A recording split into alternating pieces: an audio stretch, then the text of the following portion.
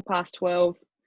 Gonna get started because we can, because it's Friday and I think we all want to be outside. So hello and welcome. Thank you very much for joining us for the This Girl Can Local Women webinar series. This is our final webinar in a series of 15 that we've put on over the month of November, and I'm really excited. Today's content and speakers are amazing, and I'm looking forward to shedding a few tears as we hear their story, because they are very inspirational. Before we get started, I'd like to acknowledge the traditional owners of the land on which we meet today and pay my respects to their elders past, present and emerging, and acknowledge that it is their land, always was and always will be. My name is Tamara Mason and I'm the Female Sport Participation Officer at Moreland Council. And honestly, I do think I have the best job in the world. I get to work with women and our community every day to inspire them to get active. And women and girls make up over 50% of our population. So it's important for us that we make sure they have access to sport and physical activity. I'm really excited today to hear the stories of our guest speakers and hear how they have overcome barriers to stay physically active. Today's format is a webinar. You're all on mute. We can't see you, we can't hear you. So hopefully you are kicking back in a hammock, like we said before, or with a drink, it's after 12, or just relaxing somewhere, perhaps in your car if you've ditched the kids. So sit back, relax. But we do encourage you to interact with us. There is a chat function at the bottom of the screen, and there's a Q&A function as well. So if you've got any questions for us or the panelists, please make sure you put them in the Q&A section. If you're on your phone, which is even better, there should be 3 little dots at the bottom that you can click to give you access to these menu items. So today we're going to hear from both Sue and Kelly, who are This Girl Can ambassadors, and we are so pleased that they could join us today. I'm not going to give you a big introduction about them because that's their story, but we are really, really thankful to Vic Health for being able to put on the This Girl Can campaign for Victorian women.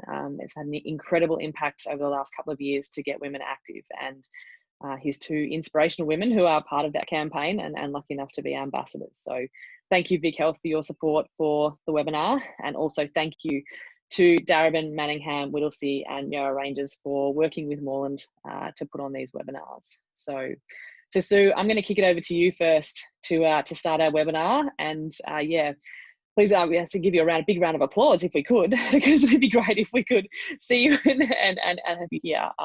So yeah, thank you, Sue, and yeah, let's get started. Okay, thanks, Tamara. Great to be here today, and thanks for inviting me to come and speak to everybody about my story, which started just 3 years ago. At the tender age of 53, I finally got the chance to play AFL football. It all sort of started, you know, I saw an ad in the Age newspaper about how, or an article about how they were starting a women's masters competition. And so they were looking for women over 30 years of age who were interested in playing football at a community level. And I thought, oh, I'm 53, pretty much over 30. So I reckon I qualify. And so I rang a contact for the club that was, you know, closest to me that was setting up. And they went, oh, great, thanks for calling. You're the first person that's called. We don't really know what's going on. We'll try and get a team, you know, trying to get a team together. We'll let you know in a couple of weeks. And I went, okay. And I thought, oh, damn, I really want to play football. And so, you know, a few weeks later, I got a phone call and it was like, yeah, you can come and train with a senior team if you like. And I went, no, I can't run around with 20-year-olds. You know, I'm 53 and I'm a bit overweight and unfit and I'll die. So I didn't go to train with the seniors, but then, you know, I was on the mailing list with the masters and got an email about a come and try day, which was actually over at Coburg Football Club with their masters. And I thought, right, I'm going. And I didn't tell anybody at home that that's what I was going to do because I didn't want anyone to talk me out of it because I'm pretty good at talking myself out of things. So I didn't want any added stress on that. And it was on a Sunday morning, and I live about an hour away from Coburg, so I left bright and early in the morning, didn't tell anyone where I was going, and went over, got there, sitting in the car park, and this stupid voice in my head was saying, Sue, you can't do this.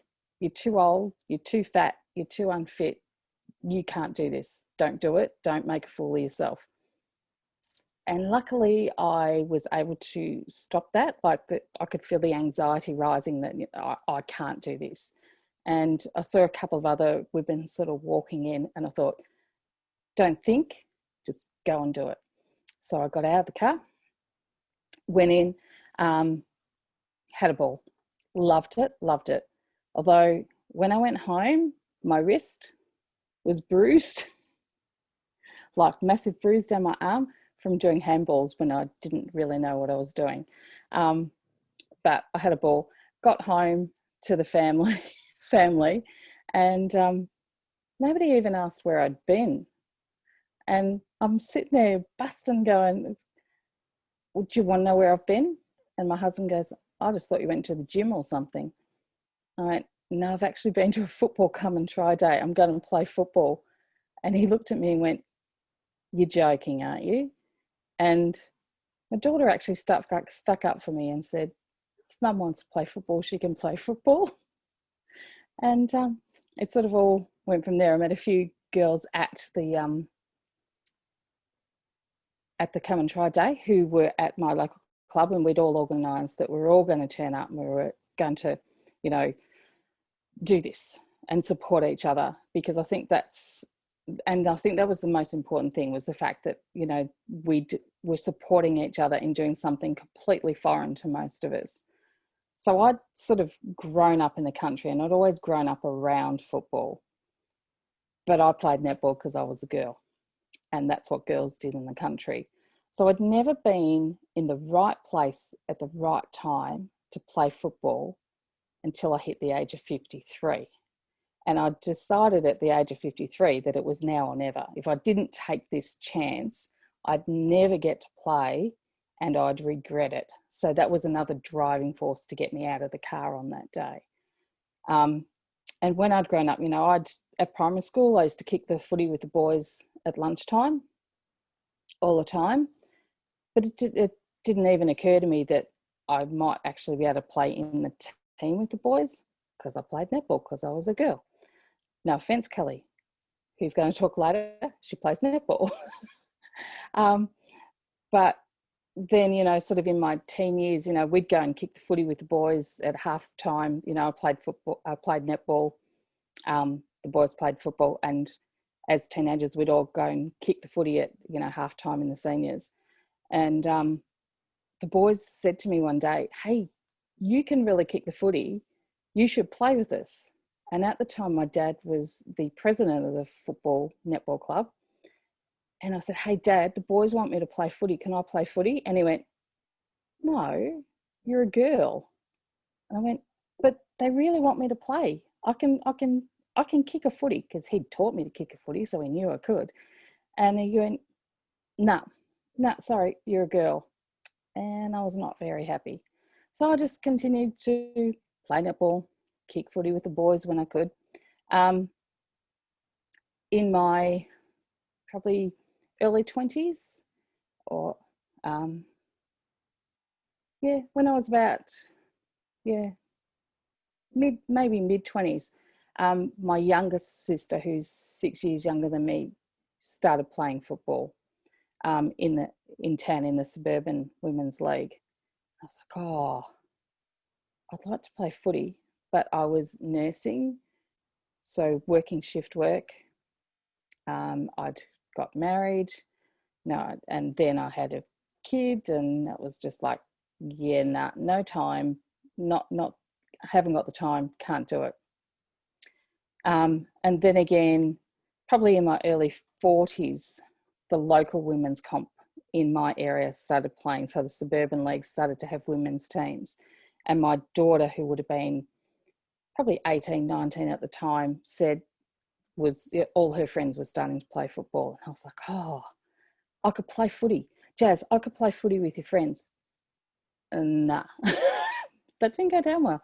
No, Mum, no way. You can't play football. And I went, okay, nah, I couldn't. Because I've never been, like, I've always been active, but I'm a bigger girl. So, and I don't run. I don't do running. That's not my style. And the thought of having to run laps of an oval with 20-year-olds when I was in my 40s was just like, yeah, no, I can't do it. So again, not in the right time at the right place. And I went to the first women's AFLW game, the Carlton versus Collingwood game. That was amazing. Loved it. Had a tear when they all ran out, and it was so exciting. The ground was full of people, and I thought, oh God, I wish this was around when I was, in my teenage years, and I could have played football. And I was so happy for all those girls that were getting to, it was just part of the natural thing that they could do. They could get out there and they could play football. And, and these days you see, the women's football or the girls' football is the biggest expansion part of AFL. So, girls teams at a local community level have expanded over the last few years like you wouldn't believe. And the kids these days, the girls, I want to play footy. Yeah, no worries. You can play footy. Where it was, when I was growing up, it was, no, you can't. You're a girl. So I'm just so pleased that now it's become a natural thing for girls to have the option to play football. And a little bit jealous because I wasn't, that was never an option for me.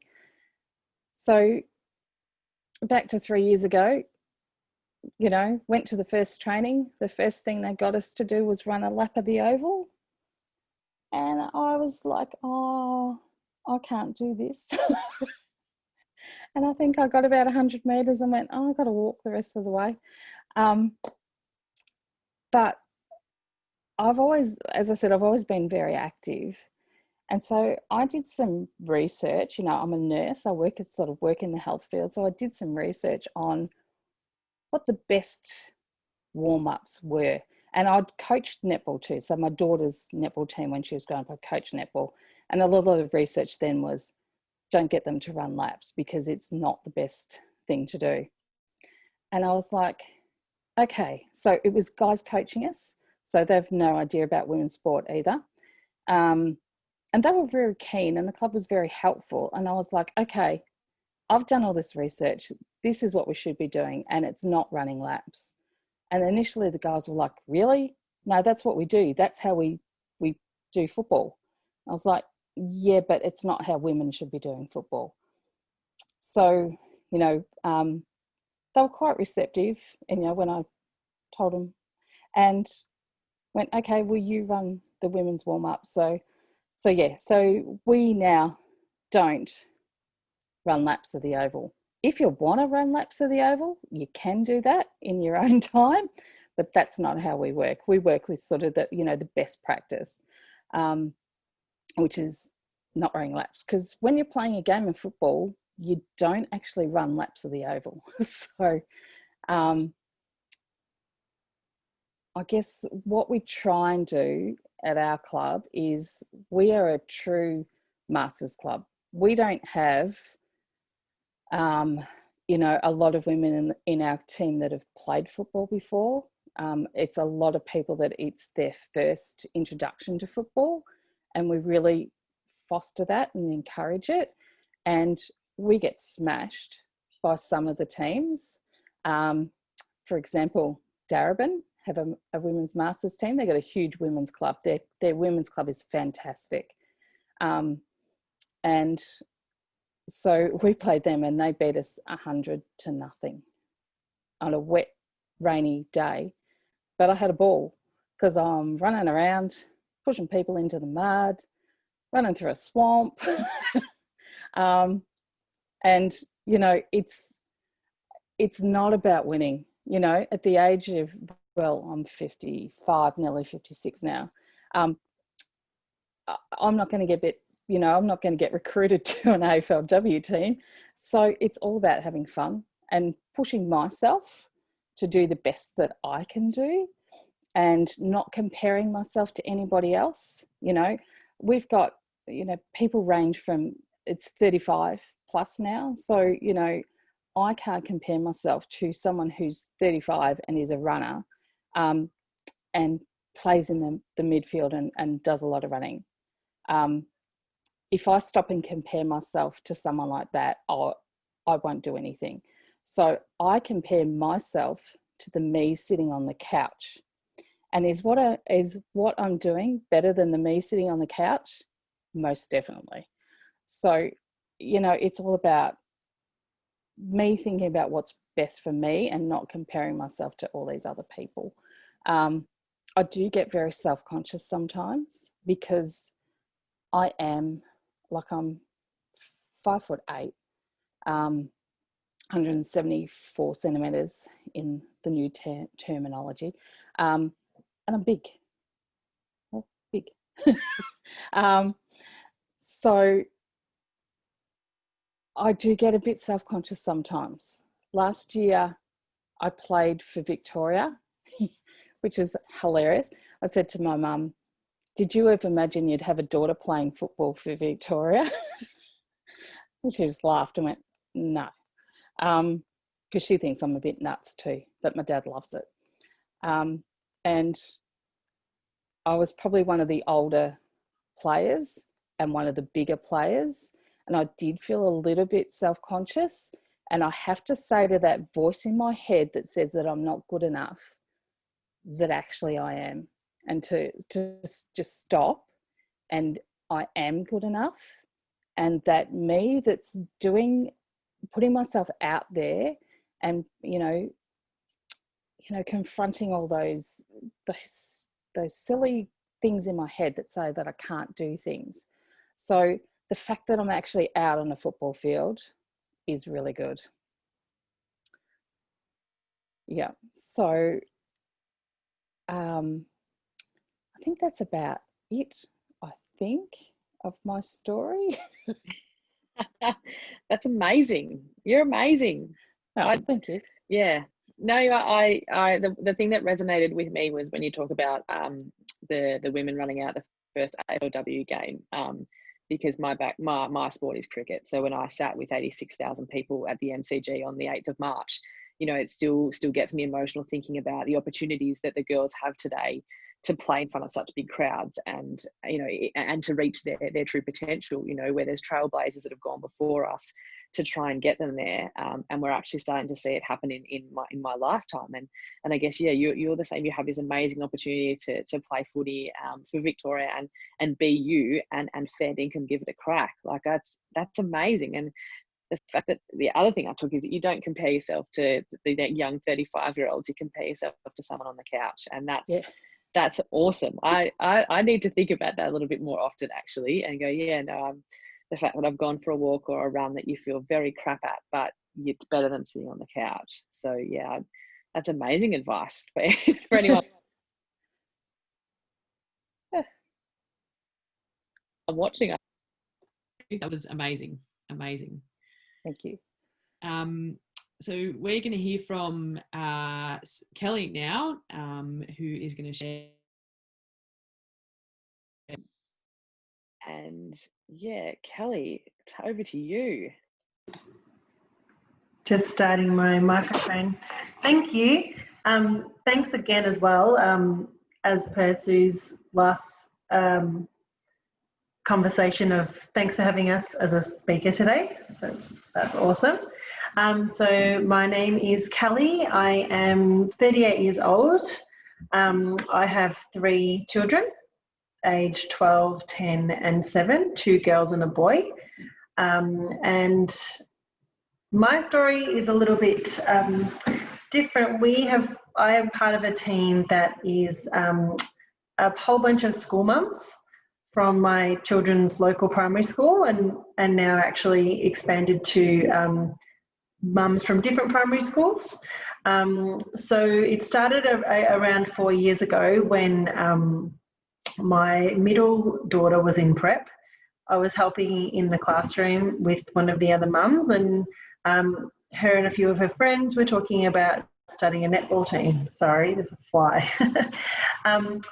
And, you know, I haven't played sport for years and years, but I did as a teenager. I definitely did. We did mixed netball and basketball and lots of things, which was great. And it kind of all stopped as we got married and started having children, and life got busy. It was not really a normal thing to go and play team sport. Really, you might go for a walk or something, but my life had become about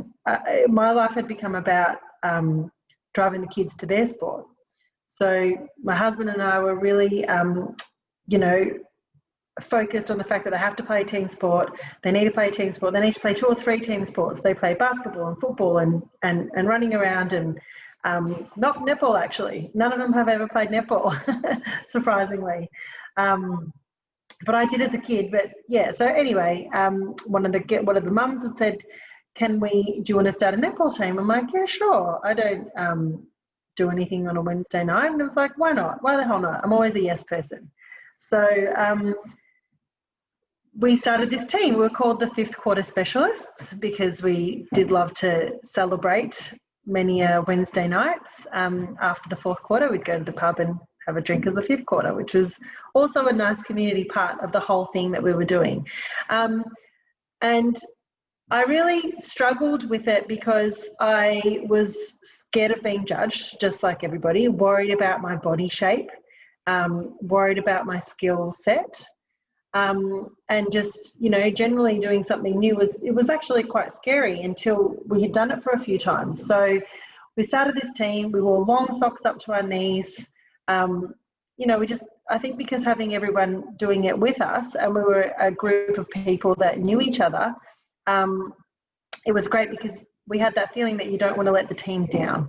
So it was a struggle sometimes to get there, to be honest, and we played outdoors and it was raining. So we would struggle sometimes going, but, you know, oh my God, I can't believe I've got to go. But the feeling that we got afterwards, or even when you got there and saw everyone and just had an hour of life to yourself, that was non-negotiable because you're in a team, so you don't want to let anyone down, which I thought was a really good way of doing it, because otherwise it's very hard to get motivated to do it by yourself sometimes. So anyway, played netball, literally lost every single game. We've won, I think we've been playing for 4 or 5 seasons now. I think we've won twice, but when we won, it was a celebration, that's for sure.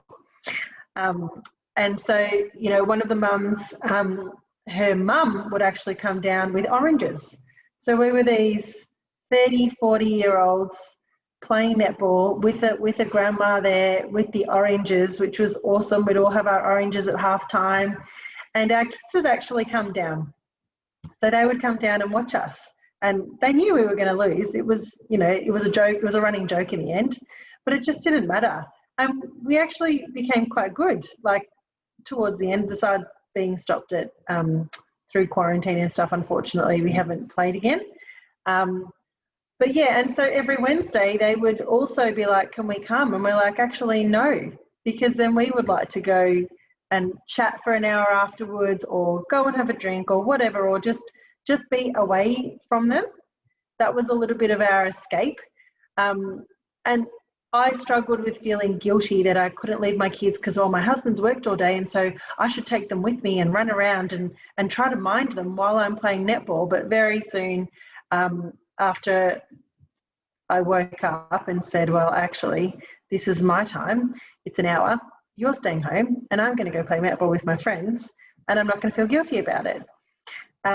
Because I found that when if I was having a bad day, or some of the mums were having bad days, or our teammates were just going through a bit of a rough time, we would play so well. We would literally let it all out on the netball court. It was awesome. And it was just that looking forward to that release of energy, because you'd get home and your second shift starts of homework and bed and dinner and everything else that you're supposed to be responsible for. And I realised that once, you know, after a few years of playing this, and even when we were playing the rain, hail or shine, like it was cold sometimes and it was hot sometimes, but you would feel I felt amazing afterwards. And again, never won, but if we did get a goal in or we did do something really good, it was like the biggest highlight of your day. And so, yeah, so the umpires would get to know us, the teams would get to know us, and we did. We played against 20-year-olds, sometimes 15 and 16-year-olds, and they'd run loops around us. But sometimes we'd also give it back a little bit too, which was really fun. But it was actually just about the endorphins that we felt and taking the time. For me, it was about loving myself and giving me that time to go and do something for myself that didn't include anyone else and was actually for me. It was not selfish. And I was such a better mum when I could just have that one bit of time. You know, we had so many people say to us, why do you even play? You don't even win. We're like, it's not even about that. It's just this little group that we have in the local, you know, area that we live, taking some time for us and not feeling guilty about it. Like guilt is the worst emotion that you can let take over your lives. But I feel like as women and as mothers especially, you really have to step back, because it's also, for me, not an example that I want my two daughters growing up with, that they come second, because they don't. They come first. And if their cup is full and then overflowing, like I'm sure everyone's heard that thing, but that, oh my gosh, I'm trying to say that saying before. It's, it really is, you feel better. You're able to give more when you're feeling satisfied and not resentful.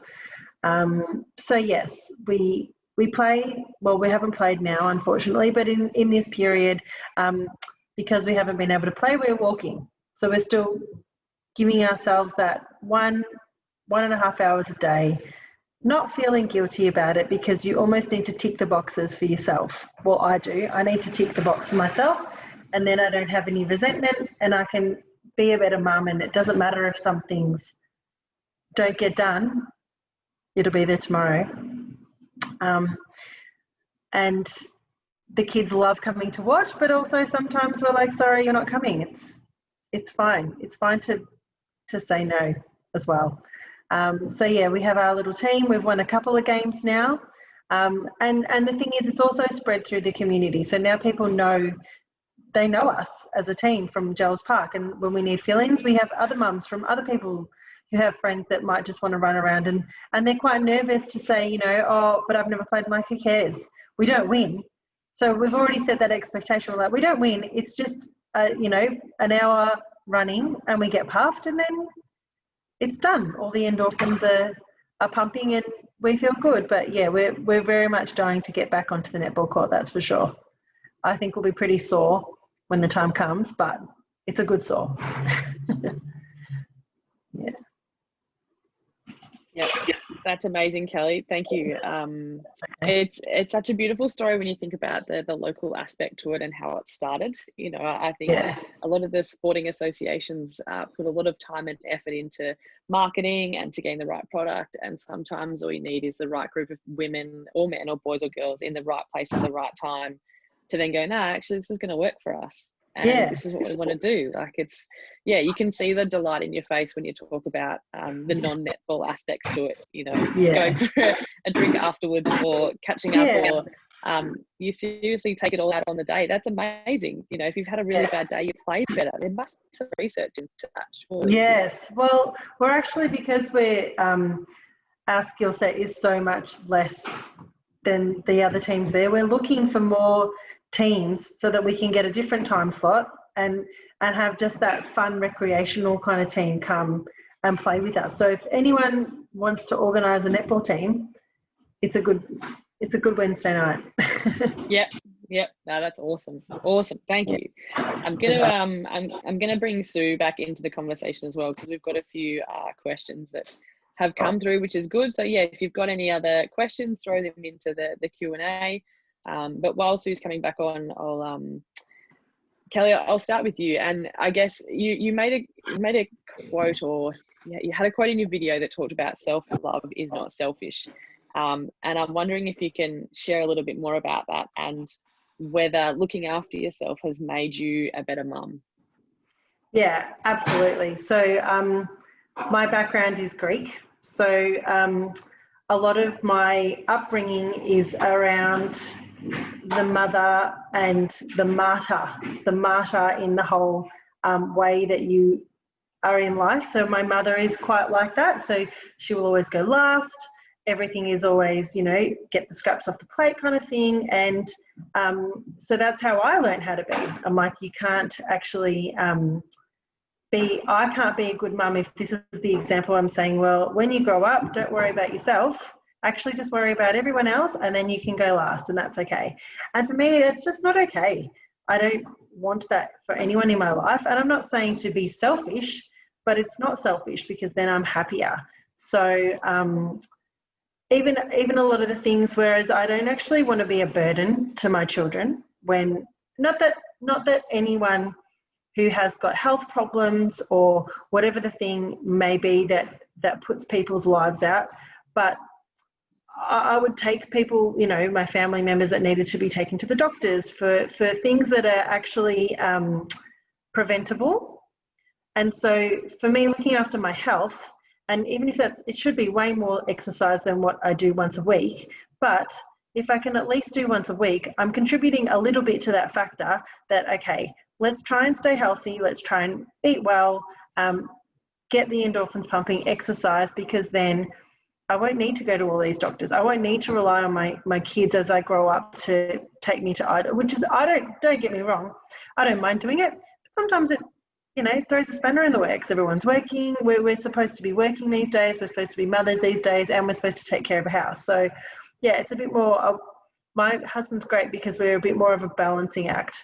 We share the load. We're team members, not, you know, the other way around where it used to be. So I don't think it's selfish at all. But I had to change my mindset to say, no, this is good, because then you're happy and then you won't be resentful. So even if it means getting up earlier in the morning, I can't get up after them because I need my time, and then I can handle the rest of them. That makes sense. Yeah. Oh, it totally makes sense. Absolutely. Yeah. And yeah, the my time thing is incredible. Yeah. And you're breaking a generation perception, I guess, there around the way a mother should be, and how you should act, and what you should do, and how you should live your life. And I think that's amazing, because your children will see that it is okay to break that tradition and look after yourself. So well, that's awesome. This is it. And now that society's changed, we're all expected to work full time. So we can't do it all. Yeah, we can try. We can try. Something has to give. Yeah. Speaking of trying, Sue, I want to throw to you. You said in your little in your speech about it, don't think, just do it. And I'm really fascinated if you can share a bit more about that. Kind of what went through your mind when you go, no, actually, I want to do this. I can't do it. No, just get out of the car, Sue, and just do it. Like what did that look like? And how would someone else listening on this webinar go, yeah, all right, I'm going to do it. I'm going to get out of the car, or I'm going to put the shoes on, or I'm going to do it. Like, what is it? Yeah, it's, you know, I think a lot of women have that little voice in their head that puts doubt, you know, that little voice, no, you can't, you're not good enough, you don't know what you're doing, you're not wearing the right clothes.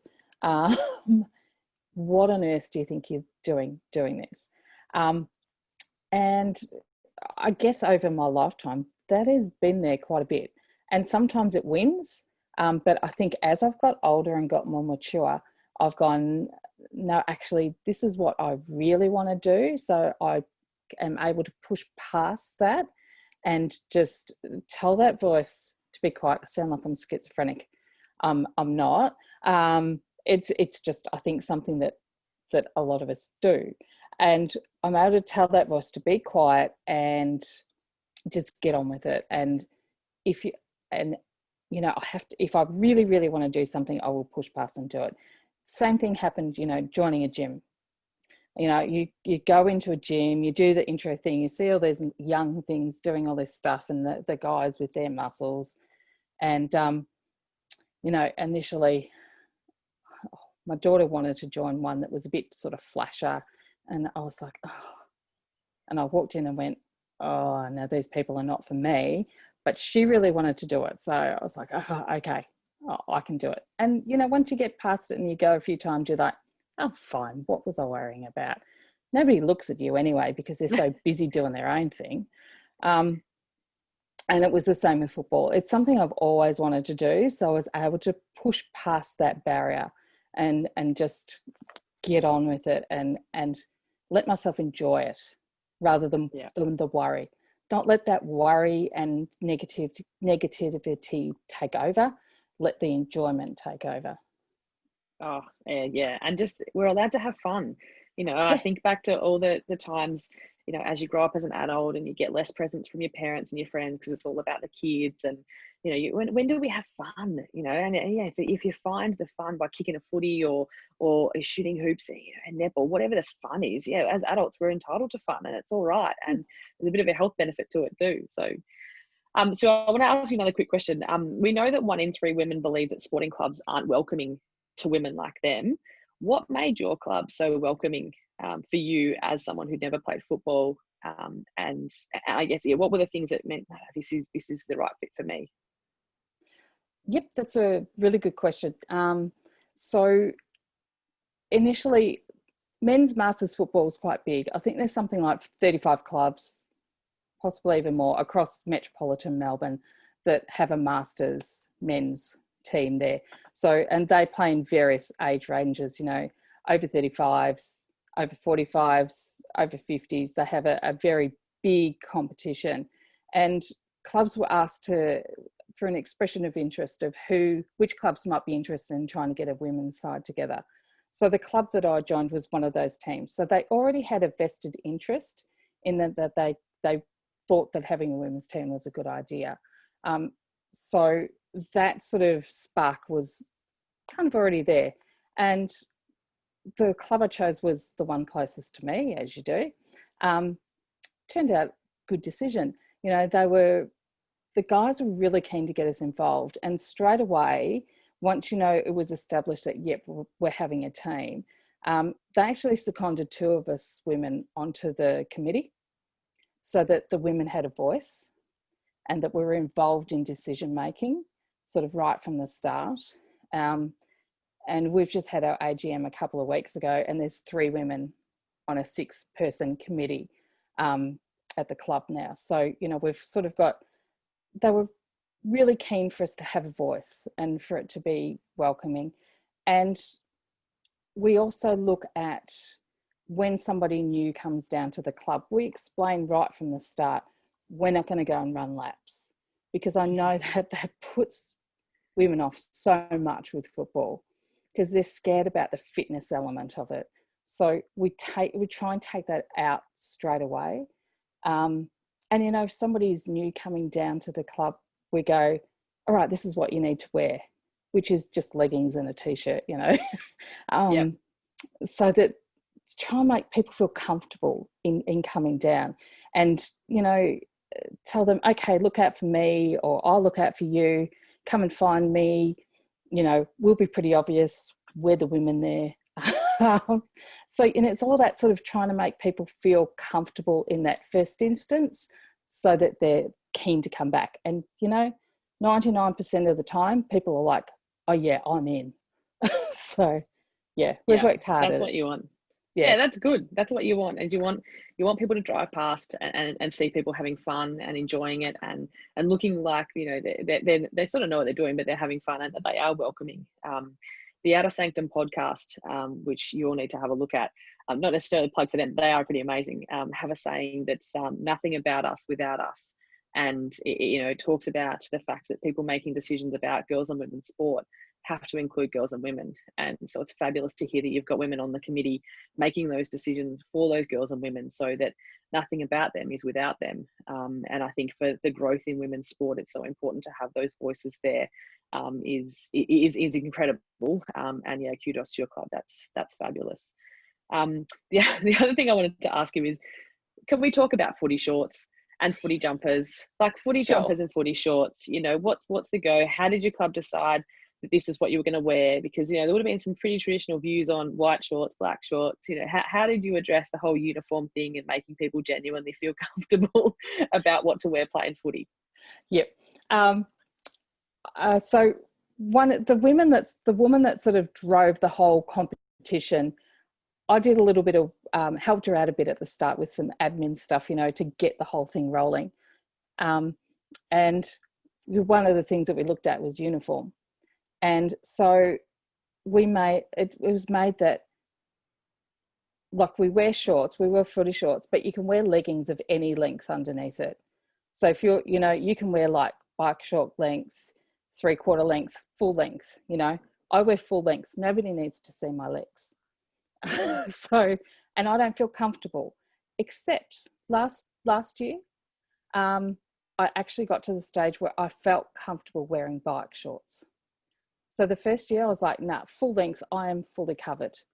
But last year I wore like bike short length and felt more comfortable with that. So, you know, it's been really good getting me more comfortable with my body and not giving a damn what anybody else thinks. And also same with tops. So you can, like, it's the sleeveless Guernsey that we wear, but you can wear any length top underneath it. So, you know, our club is black and yellow, unfortunately. And so we just wear black leggings, black t-shirt, black full length, you know, depending on, yeah, because it can get cold playing football. So yeah, so whatever anybody's comfortable with, they can wear. Yeah, that's awesome. It's such a great attitude to have. And, you know, in some of the previous webinars, we've talked about what women wear to the gym.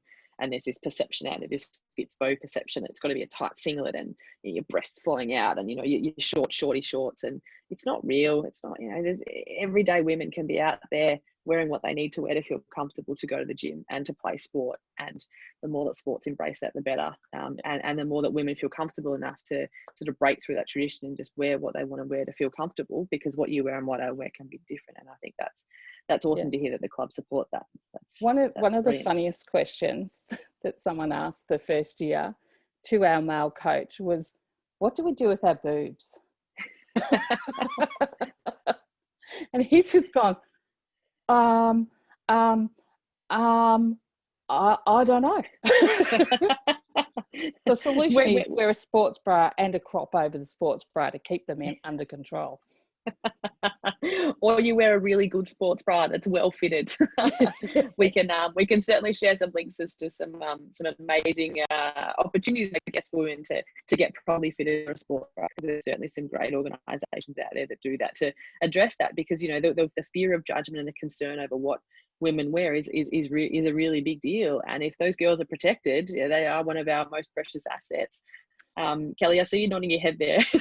I'm wondering if you've got something to contribute to the old what do you wear outfit, and how did you guys address it? Well, actually about the sports bra thing, and my 12-year-old is probably going to kill me for saying this, but I won't show her so she knows no one knows it's her.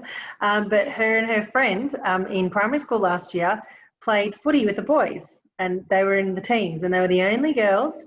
It was the best thing to ever watch, but they both came up with this device for their boobs, because they're like, I don't want to get hit in the boobs, so we need to make a shield, like a groin shield or whatever, but for their boobs. And they think it's the funniest thing ever. So I totally get it. At 12, they're already thinking about it. And it makes a difference when they're actually playing. And she actually plays football. My husband is the coach, or was the coach of her team, which was really interesting because the rules for the girls and the rules for the boys were different. Which was really sad. But when it was their time to do their presentation, you know, the clubs every week a team hosts, they all got up and did a speech about what they love about football and what they want to change for girls. So even getting it at that really young age is like, wow, they already see it. So we need to change it from now so that the generations after them don't have to go through that. I wholeheartedly agree. Absolutely. Yeah. And, you know, there's a lot of conversation at the moment around gender stereotypes and all that kind of stuff. And yeah, you guys are absolute trailblazers for trying to change that. And so don't don't think twice about it. You absolutely are, and you should be really proud of that. And someone's picked up on it in the questions too, actually, Kelly. Great to hear you challenging the mother/martyr stereotypes. Any more advice on working through that and finding the strength within yourself to put yourself first, and getting the support of others? Yeah, it's all about, well, definitely the support of others is something that you need to try and get on board, but it might not happen straight away. So I think for me, it worked by doing gentle, small steps, and actually within me, like me not feeling guilty and talking to myself in another voice going, you know, I want to feel calm in my life. So what am I going to do to feel calm? So I need to not raise my voice when I'm frustrated, but pick a time to talk about something and lead by example. So if I'm showing them, I've got, you know, preteen, so I can't yell and scream at her to do anything to change her life or the way she is. And same goes for me. I have to set the example. So I have to take care of me, and hopefully that will then rub off on them. It is hard, but things are changing. So surrounding yourself with positive people. And I actually listen to a lot of podcasts about stuff, what to do with just slowing down, taking care of yourself, and lots of parenting stuff in there too. No, it's cool. Well, we're nearly coming to the end, and I guess my last question for both of you is, if there was women today on listening to this webinar who are still a little bit nervous about trying something new, what's the one piece of advice that you would give them? Kelly, I'll start with you. Grab a friend that is, I'm sure, feeling very similar to you. That way you've got a little bit of a buddy system. Grab a friend and try something new with them so that you're not feeling so alone, and just realize that it's actually probably more in your head than anything. But, you know, one little step a day is better than nothing, and, you know, slowly until you can get there, but get some support around you, and surround yourself with those people that you know are on your team. That's my advice. That's awesome. Brilliant. Thank you. So, just do it.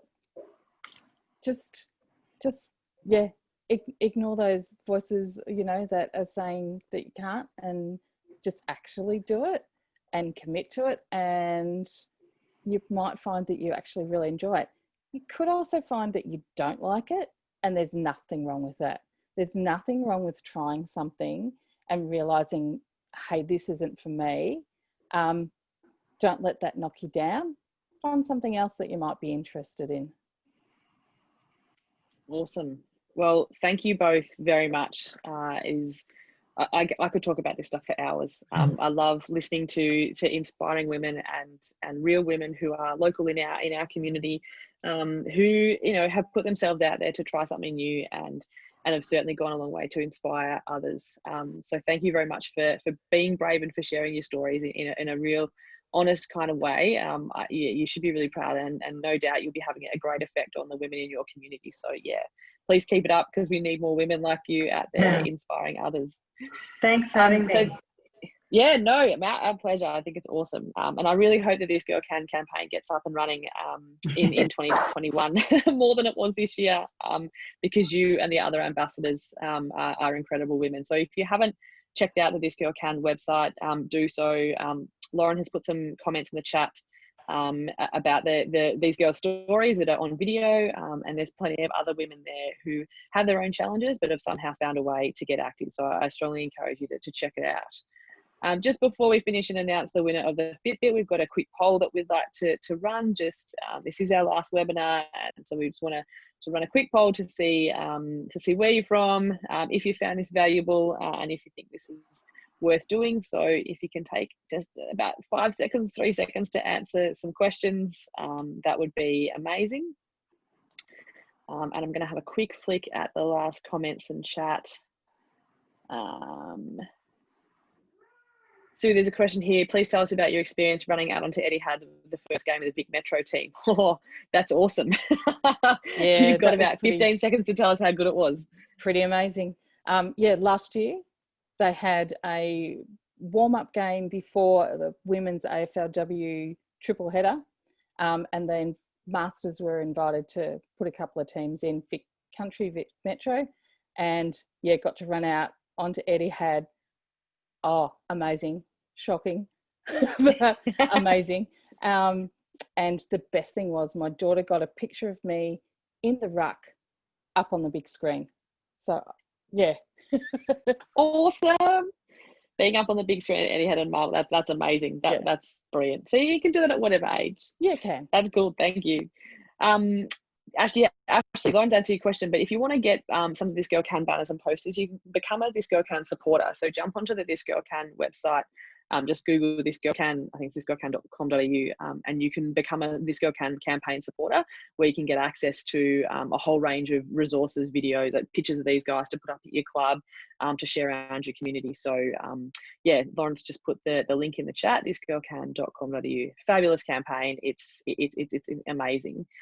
So yeah, so thank you very much for coming. The winner of the Fitbit, which I'm really excited to share, is Kate M. So congratulations, Kate, you are the winner of the Fitbit. We will be in touch with you as to how we get that to you. So look, massive thank you again, Kelly and Sue. Thank you so much for joining us. Thank you everyone for coming. We've really enjoyed delivering these webinars on behalf of Darebin, Manningham, Yarra Rangers and Whittlesea. So yeah, thank you very much, and have an amazing weekend.